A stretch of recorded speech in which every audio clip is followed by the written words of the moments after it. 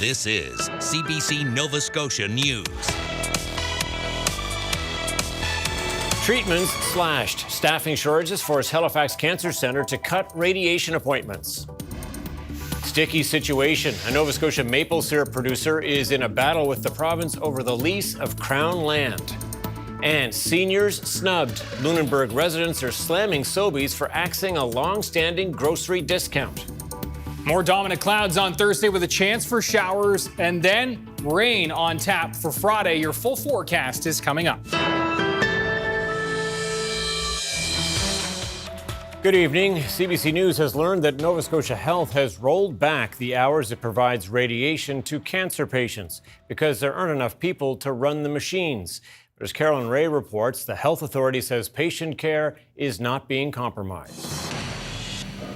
Behind me is the hub of Halifax's Cancer Care Centre. Because of staffing shortages, the radiation equipment is being turned off an hour and a half early every day, resulting in dozens of appointments going unfilled. The health authority says there are 14 vacancies for radiation therapists. Their national association estimates that's 25% of the department. That's scary, and patients should be scared, and they should be asking their elected officials, what are they doing to fix this? I spoke to one employee on the condition of anonymity. They say as many as 48 appointments are being blocked off every day. They say the staff are invested in what they do.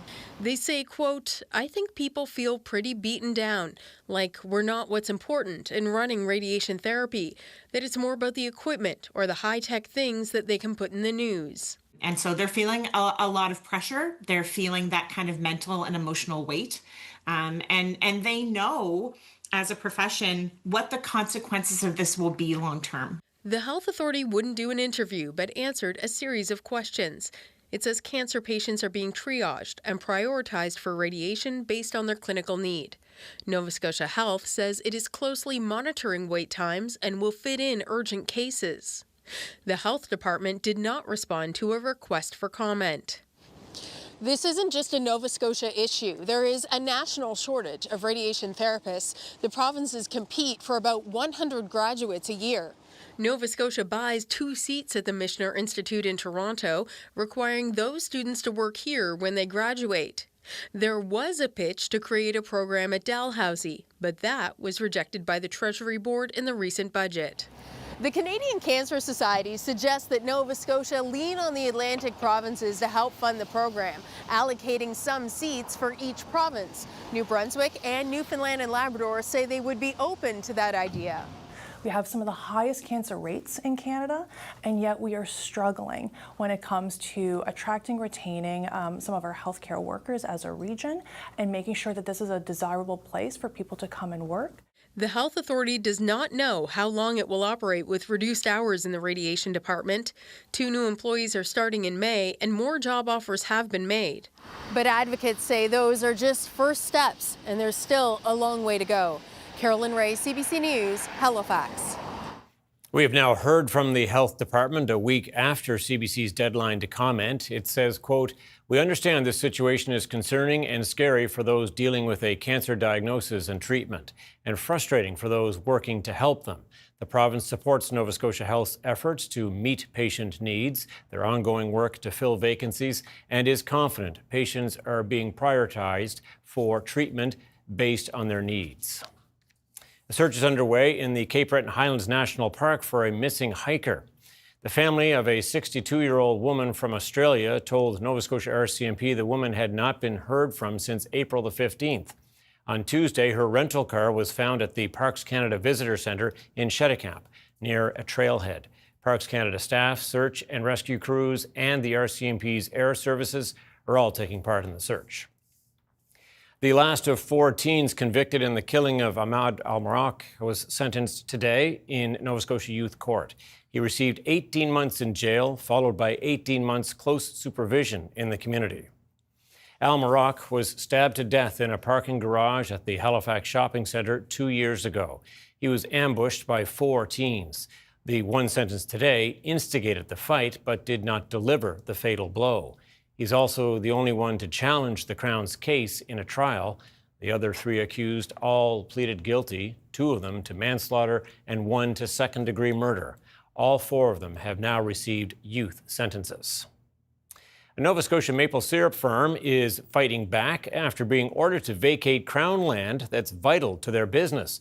While the owners are trying to save their livelihood, the province maintains the lease was terminated due to a failure to meet its terms after the company was placed in receivership. The CBC's Ben Dornan explains.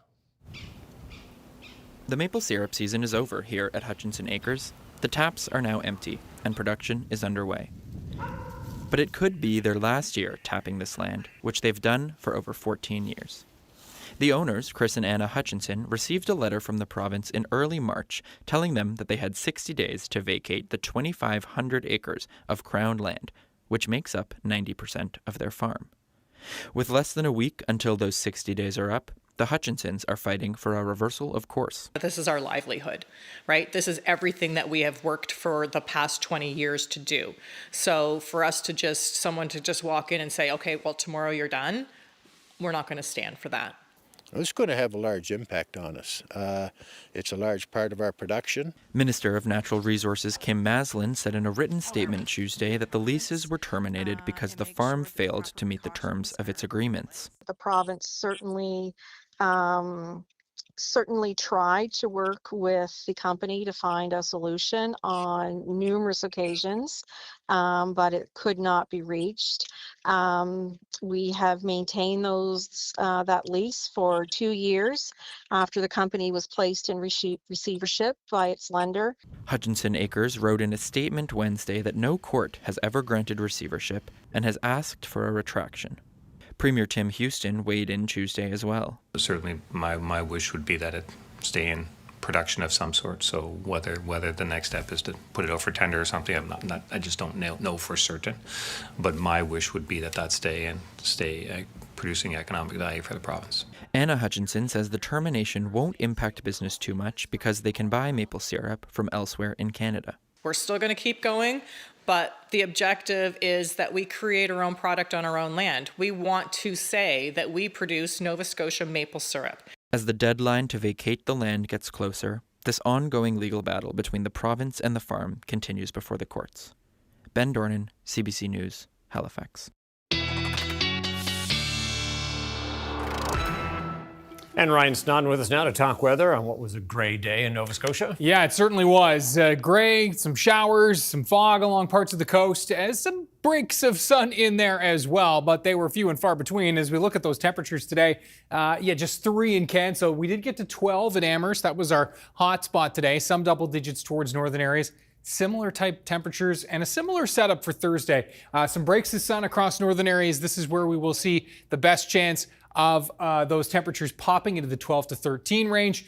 Cooler along the Atlantic coastline. We've got east to southeast winds and more moisture in the mix tomorrow, so a better chance for some drizzle and, yes, those fog patches in the mix as well. That chance for showers ending this evening, then just quiet, cloudy skies to start Thursday, and then a chance for showers and drizzle, and then note that rain coming in. This is the substantial rain we've been tracking for the last couple of days. That rolls through Thursday night in through Friday morning, and that rain, lingering even into Friday afternoon. Clearing for Saturday. We'll have that full 7-day forecast coming up. I like the sound of that. Okay, thanks so much, Ryan. Thank you.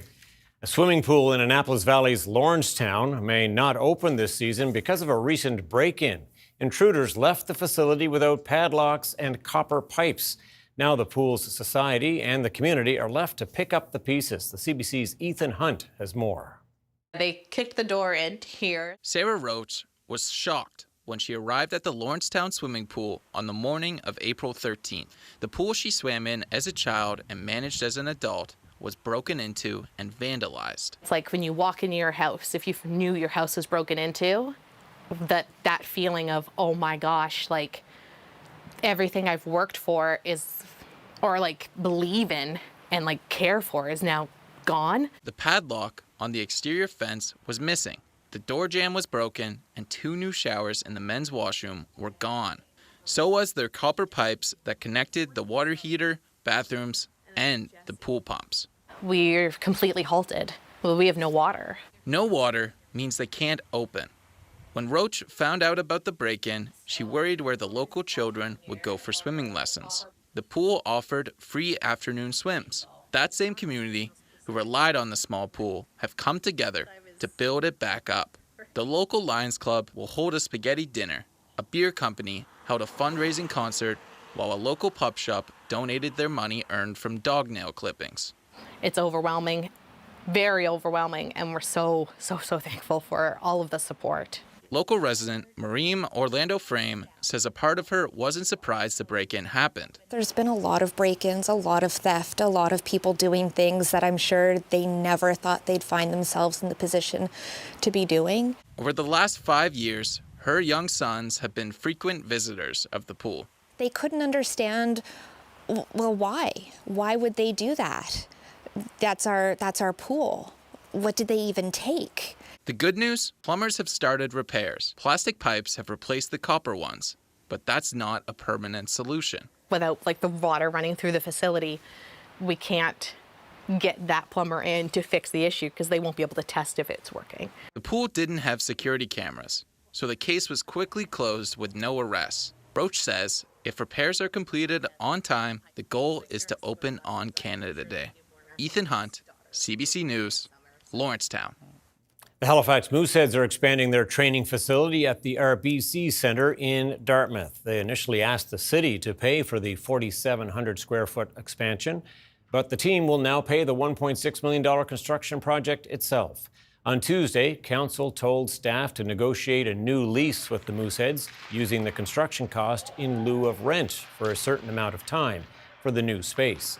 The project includes a larger gym with new equipment, a sauna, and cold plunge, and larger social spaces for all players. The Foodland in Lunenburg is known for its small-town charm, but a corporate decision by Sobeys to scrap a long-standing seniors discount is leaving loyal customers feeling betrayed. The CBC's Andrew Sampson reports. At the far end of Montague Street, past the picturesque homes on the postcards, is a Foodland grocery store with real small-town charm. It has that old-time feeling about it, and the people are so friendly in here. It's like, it's like family. But Foodland isn't locally owned. It's part of the Sobeys empire, which recently made the decision to squash the store's 5% senior discount. I think it's terrible. I think there's a lot of low-income families, or retired fishermen and tradespeople around that are very loyal to this store, and it's kind of sad that they can't keep that going for them. I don't think it's necessary. 5% might not sound like much, but for seniors on a fixed income, a little means a lot. Because I'm all alone, and I'm the only got my old age pension coming in and whatnot. You're not going to get rich off of that. Getting rid of a 5% discount at one store will barely make a dent in the billion-dollar company's bottom line. But seniors say it will take more money out of their pockets. It's terrible. It's like, the bigger the company, the more we should get discounts. Really? I mean, they're making, they're managers, they're CEOs, everybody is making, what, $400,000 and $500,000 a year? And what do we get a month? Yeah, it's crazy. In a statement, Sobeys says it removed the discount to bring the Foodland in line with its other regional stores, which don't have any offers for seniors. It's kind of pathetic. They can afford 5%. An explanation that will offer little solace for the seniors who have come to rely on every little break on their bills they can get. Andrew Sampson, CBC News, Lunenburg. For the first time, the Canadian Folk Music Awards will be coming to Nova Scotia.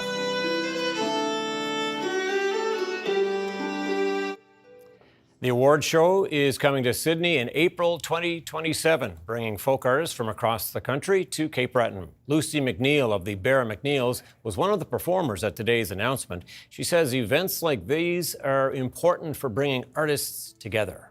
It's a hard go, so when we can appreciate and put musicians on stage and celebrate them and award them, amen to that. Destination Cape Breton says the event is expected to bring millions of dollars to the local economy.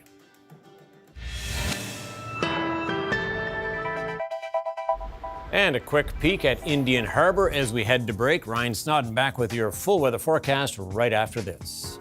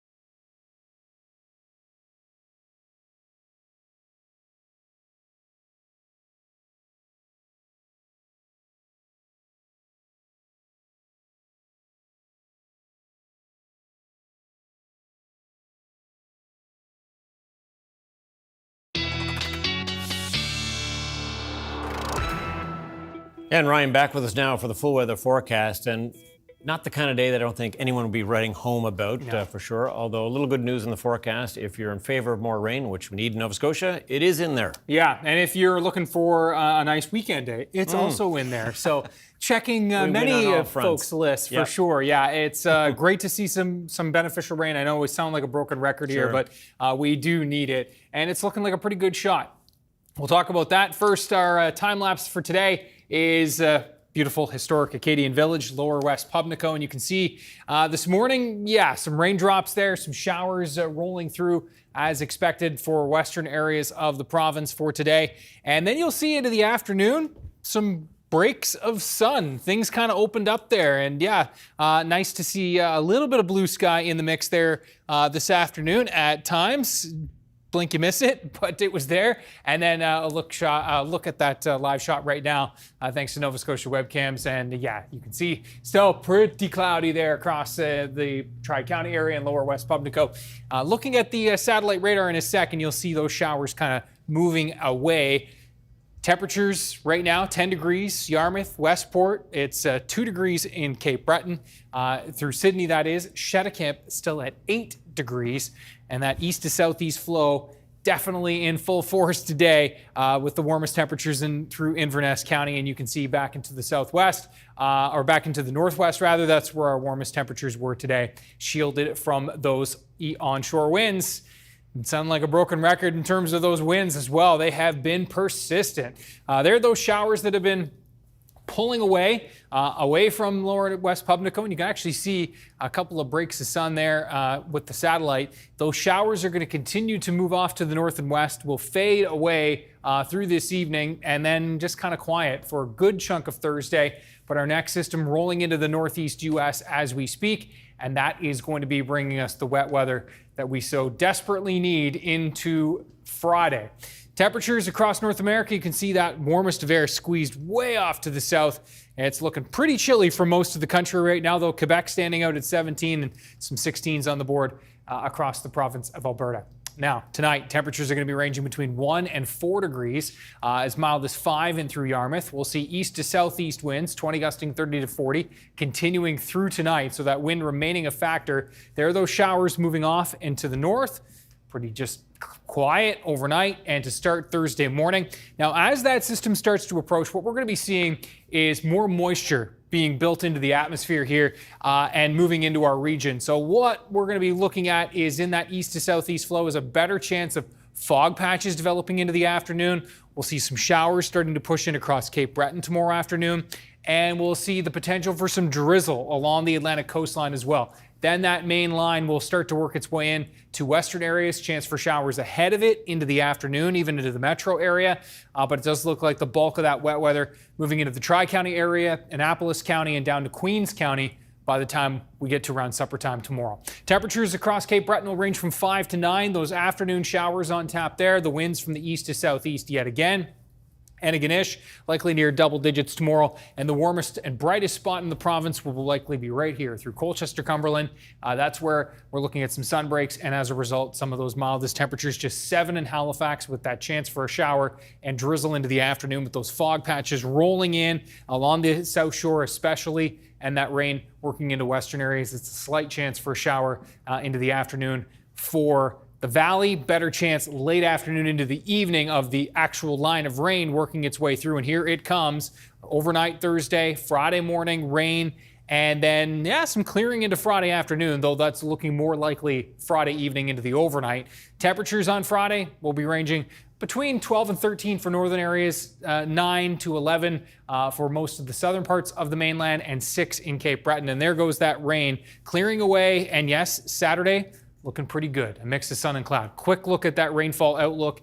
Generally in that 15 to 30 millimeter range, but it looks like along the Atlantic coastline, a solid chance we're going to get into some 20 to 40, even 50 millimeter pockets along the Atlantic coastline and possibly even into Cape Breton as well. So a good soaking for most of us, but it looks like those highest totals will be along the Atlantic coastline. There's that nice looking Saturday. Showers, but maybe even some rain Sunday night into Monday, Tom. There's a system that is just offshore, still uncertain as to how close it will track. I know you'll keep an eye on it. Thanks so much, Ryan. Thank you.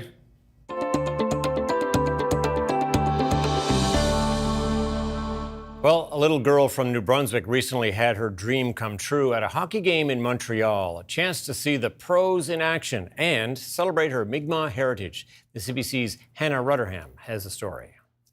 A family from Eel River Bar First Nation recently had an experience of a lifetime at their first Professional Women's Hockey League, or PWHL, game. It comes after 6-year-old Octavia's first season playing hockey. She got to join and do her first full season of hockey, or first season of hockey here in our town, and she's enjoyed it ever since. We've done a couple of away tournaments now. She's done a native hockey tournament as well, and so I thought if we were going to go see any type of a professional game, I'd rather go see the women play to show my daughter, this is what dreams can be like. Dreams can come true if you really work hard for it. Stacy Turok. The family attended a regular season game in Montreal between the Montreal Victoire and the Boston Fleet. For Patty Miller, Katie's aunt, it was her first hockey game ever. I don't know anything about hockey. It's not something I've ever watched or participated in. I would go back to one of their games anytime. It was such a fantastic atmosphere. Everybody was like, didn't matter what team we were sitting with. Both sides were cheering for both sides. It was just a fantastic atmosphere. For their first game, Katie wanted to make sweaters for everyone. The sweaters included designs made out of ribbons, a nod to traditional Indigenous ribbon skirts. The sweaters honored the family's Mi'kmaq heritage and also were a shout out to their favorite player, Abby Rock, the first Indigenous player signed to the U.S. women's hockey team. And Katie posted photos of the hoodies online before the game. There was some ladies that, were like, oh, we'll be looking for your sweaters, as we go into the stadium and whatnot and find our seats and things like that. And it just happened that one lady,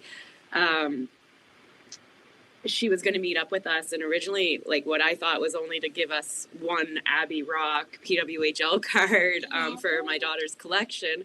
She ended up having an entire booklet filled with a whole load of the PWHL cards. So all the women, including Jocelyn LaRock, who is our Canadian Indigenous woman, who we do celebrate. She plays for Ottawa, however, not at the game we were attending. For Katie, her favorite part of the whole experience was getting to see a professional women's hockey game with her aunt and 2 daughters. I know that the PWHL has been selling out in a lot of their games lately, and they've been doing really well. There's a call for an expansion again this year, so potential for more teams being added.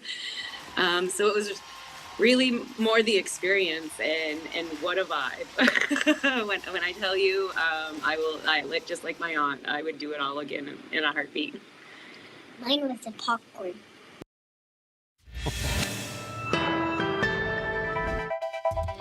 Coming up, the union representing federal correctional officers says a violent incident at the Spring Hill prison is a symptom of a growing problem.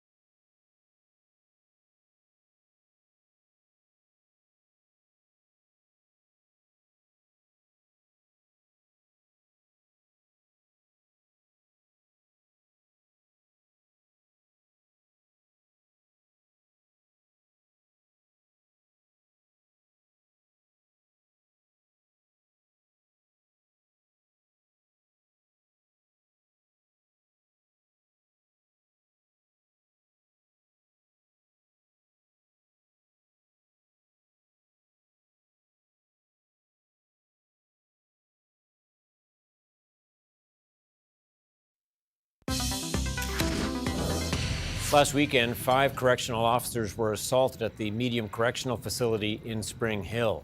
Some say this kind of incident at prisons is indicative of a growing problem of violence behind bars. Frederic Lebeau is the national president of the Union of Canadian Correctional Officers. Sir, I know you and I can't talk about the precise details of what happened last weekend because it is under investigation, but what can you say about the correction officers, how they're doing? They're doing a little bit better. It was a violent assault. Our thoughts and prayer are going with them, with their family. It's uncommon that we're seeing those type of assault, especially in our medium unit, though the violence is rising across the country, and we're pretty worried about what's going on in our institution nationally. How concerned are you about lasting effects on these correctional guards, having witnessed and endured what they have? Just imagine, like, starting your shift, you're kissing your children, your wife says, okay, honey, I'm going to work, and you're coming back and assaulted physically, psychologically. It will have an impact for them on a long time and probably during the rest of their career. We have a high rates of PTSD across our members, and it's pretty worrying what we're seeing those days with violence. So PTSD, a real concern. How are your other members in Spring Hill feeling about what transpired? This week, the morale is very low at the institution. When we're seeing that kind of attacks on inmate, it's pretty hard to try to stay calm, to stay professional. It's hard. It's hard on morale because it's our friend, it's our coworker. We're working with them. We're doing like almost a life sentence with inmates also during our career, over 25, 30, 35 years of servicing people, Canadian. So it's tough. It's tough on morale for sure. It's not easy. You mentioned the rarity of this at this facility, but how typical is something like this attack across prisons in Canada? Yeah, we're seeing an increase of violence. Just take an example in the Nakona institution, which is a maximum unit in Quebec. We had, on their last 8 months, 3 murder over there. Not a correctional officer as well, but inmate was murdered by other inmates. So for us, it's like very worrying. We're seeing an increase of drone. We're seeing an increase of arm, of drugs. And at the end of the day, it's our community is not safe it's the mission itself of CSC was failing apart. Okay, I know, and we can't talk about the Spring Hill case specifically, but you mentioned the drones there. I've heard you talk about drugs as well, perhaps fueling some of this kind of violence. What are you talking about there? When we're seeing drones, when we're seeing drugs, weapons, it's the criminality itself. It's the organized crime which continue during the incarceration of the individual. And if they're continuing their criminality inside our institution, at the end of the day, they will be released in our community. They will be released, and they won't be law-abiding citizens. So for us, it's like very concerning in what we're seeing those days across our institution. So are you suggesting that the drones are being used to get drugs and weapons inside the prisons? Absolutely, yes. We need more tools. We need more drone detector, better drone detector. We need body scanner across our institution, more boots on the ground. It's like very important because it's not an easy job. Nobody's when they're kids saying, "Oh, I want to be correctional officer one day." No, we're becoming correctional officer because it's our path in our life, but at the end of the day, it's pretty challenging job. It's not an easy one. Well, yeah, and so given that new technology, I mean, how much can prisons do to try to control that? It's pretty hard. It's related on the budget. Government needs to invest more money in our institution. Government needs to address the act, on inmate discipline. We're seeing a lack of inmate accountability. So there's a lot of work to do for CSC and this government to make sure that correctional officer, community, and even staff and even the inmate at the end of the day, they needs to be more safer in our institution. You talked about the path, the pattern of life that people, correctional officers, choose to take up. What has that been like, given these recent incidents that we've seen in prisons across Canada in terms of getting more people to join that career? Oh, it's not easy. CSC has a lot of problem with recruitment. We're facing a challenge. People are going instead to RCMP. They're going to border services. We are choosing, and CSC are choosing our officer in the same pool than RCMP and border services. So it's pretty hard to have like a better recruitment and having more staff coming in our rank. It's not easy. Frederic Lebeau is the national president of the Union of Canadian Correctional Officers. Sir, thank you for your time today. Thank you very much. Have a nice day.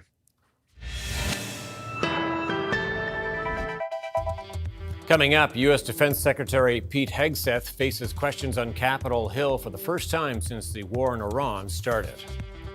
And scientists say 2025 was a record-breaking year in Europe for heat waves, wildfires, and shrinking glaciers.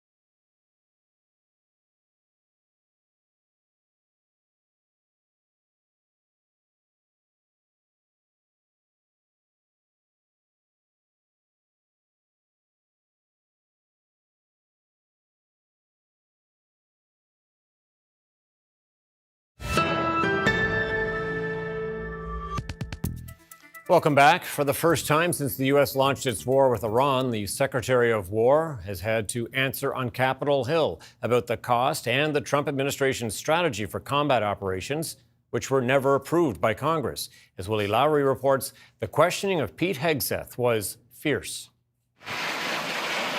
We now know that the Pentagon believes they've spent less than $25 billion on Operation Epic Fury, at least to date. Now, that's according to Jules Hurst, acting Undersecretary of War and the Pentagon's comptroller. That number was on the low end of a lot of estimates, some of which suggested that the U.S. was spending up to $1 billion a day. Democratic Representative Adam Smith really pressed Secretary of War Pete Hegseth over what the whole point of this U.S. war with Iran has been. We had to start this war, you just said, 60 days ago, because the nuclear weapon was an imminent threat. Now you're saying that it was completely obliterated? They had not given up their nuclear ambitions, and they had a conventional shield of thousands of missiles. So Operation Midnight Hammer accomplished nothing of substance. It left us at exactly the same place we were before. So much so that their facilities were bombed and obliterated. Their ambitions continued, and they're building a conventional shield. All right, let me try again. It's the North Korea strategy. You know this very well. The North Korea strategy was use conventional missiles to prevent anybody from challenging them so they could slow walk their way to a weapon. President Trump saw Iran at its weakest moment, took an action to ensure, in a way that only the United States of America could do with our Israeli partners, and yet to ensure their haven't conventional shield.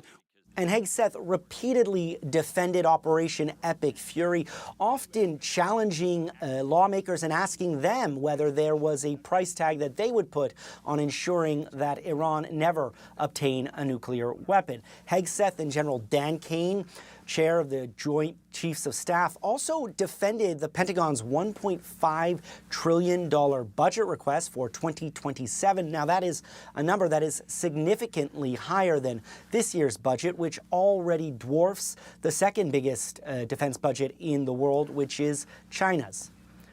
Willie Lowry, CBC News, Washington. Almost all of Europe dealt with above-average temperatures last year, and that contributed to heat waves, wildfires, and elevated sea temperatures. But new data reveals the impact of climate change was especially noticeable in glaciers. Crystal Gamansing explains.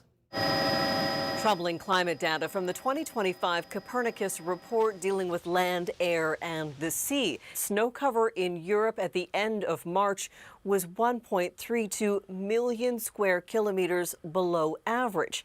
2025 also saw glaciers shrinking at pace. Greenland's ice sheet lost 139 billion tons of ice, the equivalent of losing 100 Olympic-sized pools every minute. But it was Iceland that saw the largest glacier mass loss, the second mass loss on record. Jonas Leibich studies glaciers in Iceland, and he's working to find ways to combine monitoring data to get the best picture of what's happening. It is a weird feeling to know that you study something that is vanishing. I think for me, it's giving purpose to at least know that whatever you estimate or work on, it will help us to adjust to the changes we inevitably face and maybe also cause some of the change that needs to be done to preserve what's there. Melting glaciers combined with a reduced snowpack in Europe is feeding a weather loop. Dark land absorbs more of the sun's energy, contributing to a warming environment, affecting sea surface temperatures as well, which reached new highs.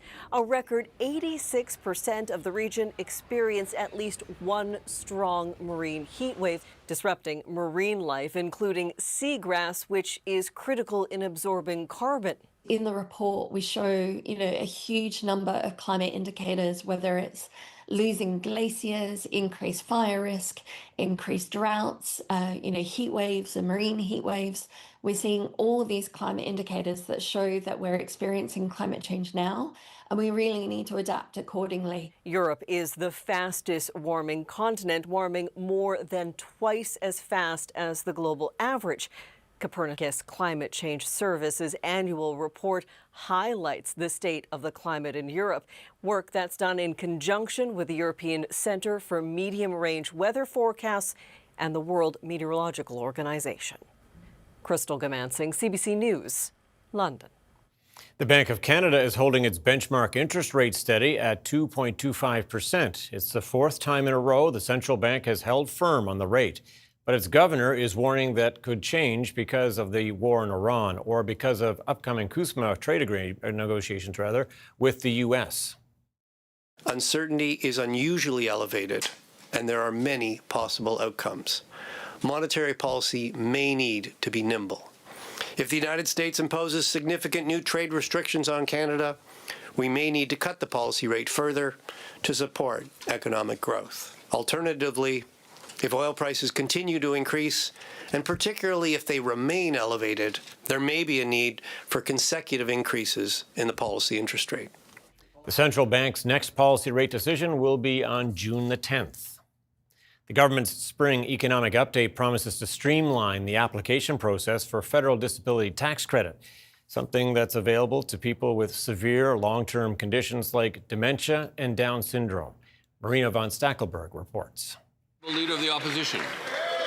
In a rare moment in the House of Commons, everyone agrees Canada's disability tax credit needs to be fixed. As a father, thank him for his commitment to simplify the disability tax credit. Our people should be spending their times living their lives rather than filling out forms. Those forms require a doctor to complete them. The disability tax credit is the gatekeeper to most other federal support, like the $200 a month benefit. The whole process is extremely complicated. It was onerous to begin with, number one. Doctors could fill it out only. And it was a 15, 16-page form. It took literally hours and hours for them to fill it out. Ottawa has now released a list of long-lasting medical conditions that will soon have a streamlined application process. And it will authorize more types of medical professionals to fill out the forms, like physiotherapists and speech-language pathologists. You have to go in to prove that you still have a disability. I can't think of anything more degrading and demeaning than that. The disability community is welcoming the changes outlined in this spring economic update. But they say Ottawa hasn't gone far enough, because even if someone has proven to their province they're disabled, the federal government won't recognize it, leaving people with disabilities like Casey Grimmard stuck filling out more forms. The Ontario government knows I'm disabled. I had to already go through the tribunal process, and I had to go through the application process, which took years. I shouldn't have to go through all this stress, and I shouldn't have to jump through their fiery hoops. To get an idea of just how complicated those hoops are, there are private companies that offer to help people with disabilities fill out these forms, and then sometimes charge them thousands of dollars. Marina von Stackelberg, CBC News, Ottawa. Canada has approved its first generic semaglutide drug. That's the drug usually known by brand names such as Ozempic. And as Lauren Pelley explains, with more generic versions on the way, Canadian patients could benefit in more ways than one. An estimated 3 million Canadians are already taking drugs like Ozempic, a number that could skyrocket. Health Canada has approved the country's first generic semaglutide injections for type 2 diabetes. And with 8 more submissions in the pipeline, regulators could greenlight more generics in the coming months or even weeks. It means more choice for patients, especially those that have to pay out of pocket, especially for those that are trying to use it for weight loss and it's not covered by insurance. Right now, many patients pay upwards of $200 a month for brand name drugs. But experts say more competition could eventually slash generic prices by up to 90%. We need more companies to get approved to get the real cost savings. The internet is all abuzz with Ozempic face. We all know it, right? The dreaded hollowed out face, Ozempic face. You know, I see this term all over social media, Ozempic face. Ozempic has become part of the zeitgeist, often talked about like a fad diet rather than a long-term medical treatment. Diet culture not only promises transformation, but then it attaches failure to the person. Sandra Elia says medications are an exciting shift, but just one piece of the puzzle for tackling obesity, something she's long struggled with herself. It would be really easy to believe that medicine is going to be the silver bullet. These are drugs. They're not supplements. They're not over-the-counter things. These are medications. This doctor urges patients to be cautious. Like any drug, before somebody takes it, they need advice from a healthcare professional. They need to know what to expect. They need to know what is a reasonable thing that could happen, what are possible side effects that can happen, and how to manage it. This marks a new era for semaglutide use in Canada. More options, more patience, and more questions about what's coming next. Lauren Pelly, CBC News, Toronto. A big visit for some patients at a children's hospital in Toronto. Several members of the Blue Jays were there to hang out, take part in some baseball-themed activities, and sign a few autographs. The CBC's Greg Ross was lucky enough to tag along. It's not every day you get to rub elbows with some of your baseball heroes. It's amazing. It's kind of surreal. You don't really get to see anyone like this like every day. And it's not every day that players on the Blue Jays get to visit with the kids at the Holland Bloorview Rehabilitation Hospital. You never get tired of seeing kids that are happy to see you and think you're cool. Holland Bloorview supports children with disabilities and medical complexities, and apparently a lot of their patients really like the Blue Jays. We have some really mega Jays fans in the building. None bigger than Katie Suggett, who has cerebral palsy. She's a little worried about the team's start to this season and says there are some areas they need to improve. The hitting's got to be better? Yeah. What about the pitching? And the pitching also has to be better. You're making sure you're telling these guys? Yeah. This special day that was organized in partnership with the Jays Care Foundation gave some of the kids a chance to show off some of their own skills, like pitching to a radar gun under the watchful eye of Jays outfielder Dalton Varsho. There was a kid that actually hit 42 miles an hour. I was pretty impressed. There was also batting practice with pitcher Louis Varland. Although I'm a pitcher, I see what good swings look like, and I try to explain them that. But other than that, I don't know much about hitting. Let's go Blue Jays! This is 12-year-old Penelope Steele, who has a rare chromosome condition. She showed off her skills as a baseball reporter with Davis Schneider. Hey, Sinai. What's up? You got any questions? Do you saw my dad at the Blue Jays game? Did I see your dad at the Blue Jays game? I think so. He was probably in the stands. I might have threw a ball to him, I think. For many of the patients here, this is a day they won't soon forget.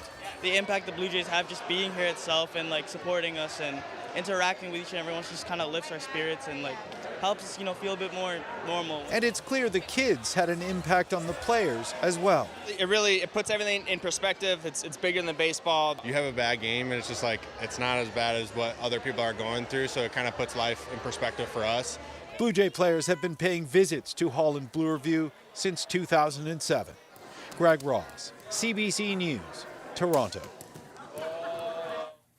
Canadian and U.S. markets closed lower today as oil prices climbed amid wavering de-escalation efforts in the Middle East conflict. Here is a look at the numbers as we head to commercial break.